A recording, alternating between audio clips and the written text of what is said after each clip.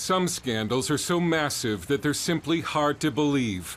But this one is true.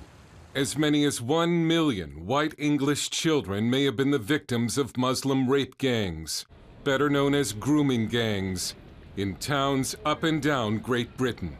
Policy analyst George Igler. I mean, when you counter an issue that is just so unbelievable, just so outside your frame of reference and understanding, the immediate human reaction is just not want to believe it at all. Perhaps even harder to believe is that while there have been prosecutions, British authorities have still not stopped this criminal activity. There's a particular problem involving Pakistani heritage men who target young, vulnerable white English girls. Not my words, but a member of Parliament, Jack Straw, who also said these Pakistani heritage men view white English girls as, quote, easy meat. This is when some shout racism, but here are the facts. Calculations based on convictions show that a British Muslim male is 170 times more likely to be part of a sex grooming gang than a non-Muslim. And there are no recorded instances of non-Muslims doing this to Muslim girls as part of a criminal enterprise. In one local jurisdiction, it was estimated that 6 out of 7 Muslim males either knew about or were part of a grooming gang. What you do not have is any example of non-Muslim men targeting Muslim girls for this organized form of abuse. So the argument that this crime exists everywhere is not only false, but is being deliberately cultivated by the media and by the government inquiry that is kicking the can down the road. The grooming gangs have been traced back as far as the late 1980s.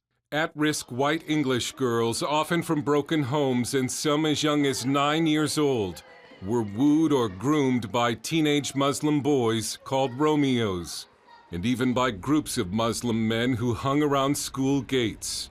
The plan was to make the girl feel important.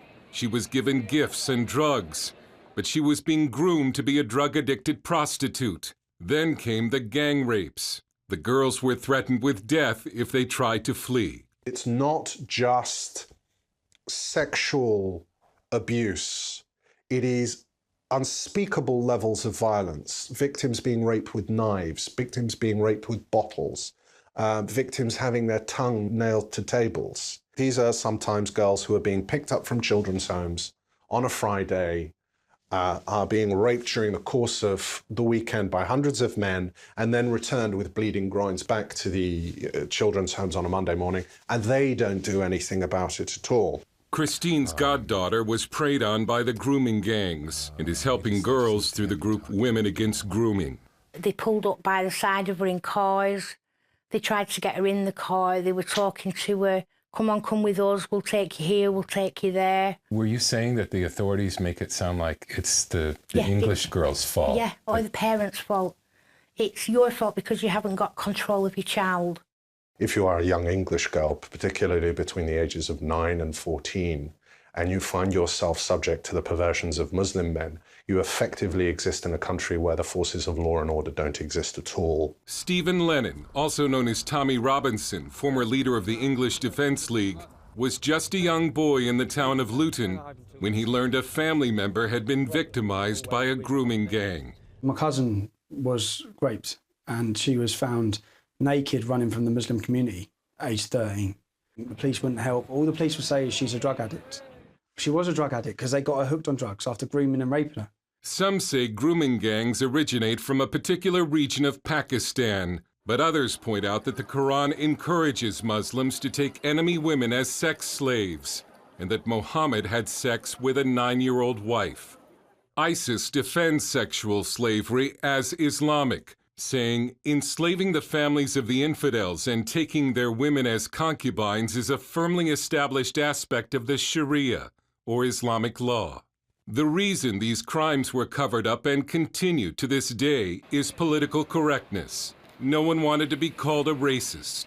The definitive book on this scandal is Easy Meat by Peter McLaughlin, who declined an on-camera interview for safety reasons. He told us journalists would not speak about it because the perpetrators were mostly dark-skinned and Muslim. Child care professionals used political correctness as an omerta, a code of silence concerning what the public was allowed to know. These girls are the victims of a multicultural revolution, and it's certainly an indication of the fact that this accusation of racism is potentially the most powerful political weapon known to man. This is also an example of what can happen in a country of 60 million where the press just refuse to report, where the cries of all these agencies fail to merely discuss what's going on, and it's only going to get worse for this reason. The cover-up was eventually exposed, yet the grooming gangs continue to operate. One victim told a British newspaper, "Nothing has changed, not in the slightest. It's still the same scale as before." They get sexual kicks out of ruining the most precious possession that those people have, their daughters. Stephen Lennon warned that there will be repercussions. But there will be a lot of blood spilled in this country, and it'll be on the hands of our leaders. And there'll come a time when they'll realise what they've done. And the country's people will realise what they've done as well. They've sold us out, they've destroyed our nation, they've destroyed our culture. Dale Hurd, CBN News, London.